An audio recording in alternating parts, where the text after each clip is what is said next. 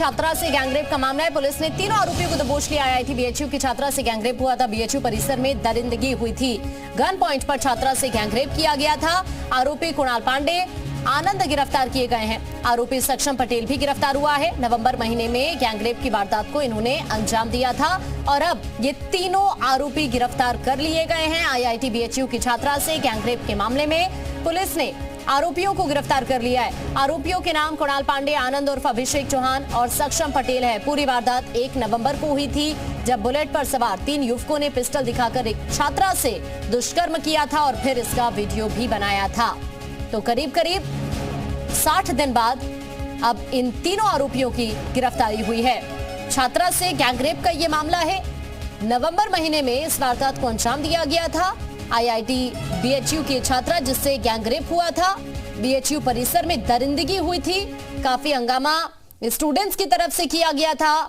इस वाकया के बाद बहुत गुस्सा स्टूडेंट्स ने जाहिर किया था कि परिसर में इतनी बड़ी घटना कैसे हो सकती है, इतनी बड़ी वारदात को अंजाम कैसे दिया जा सकता है। लेकिन अब 60 दिन बाद इन तीनों आरोपियों को गिरफ्तार कर लिया गया है। वाराणसी से ही इनकी गिरफ्तारी हुई है।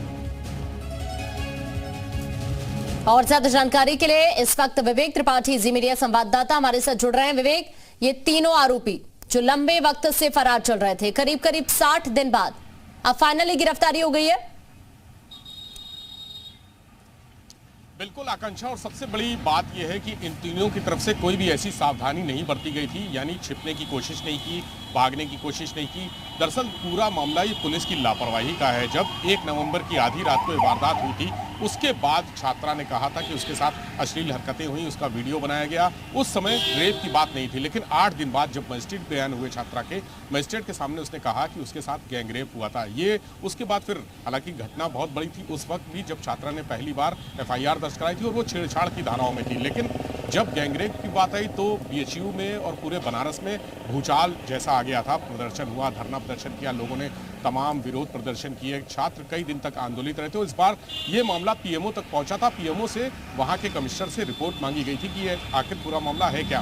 बीएचयू कैंपस में एक तो खुला कैंपस है, वहां दीवार नहीं है, कैमरे जो लगे थे वो भी काम नहीं कर रहे थे। पूरे शहर में जहां जहां पर कैमरे लगे थे, स्मार्ट सिटी है, लेकिन कोई भी कैमरा काम नहीं कर रहा था। पुलिस ने कई रास्तों में कैमरे जो सोशल मीडिया सीसीटीवी के माध्यम से, माफ कीजिएगा, सीसीटीवी के माध्यम से कैमरे खंगाले गए। सब एक एक फुटेज देखी गई। करीब 170 से ज्यादा सीसीटीवी कैमरों की फुटेज खंगाली गई। उसके बाद कुछ संदिग्ध सस्पेक्टेड लोग मोटरसाइकिल में दिखे। एक बुलेट पर 3 लड़के सवार दिखे।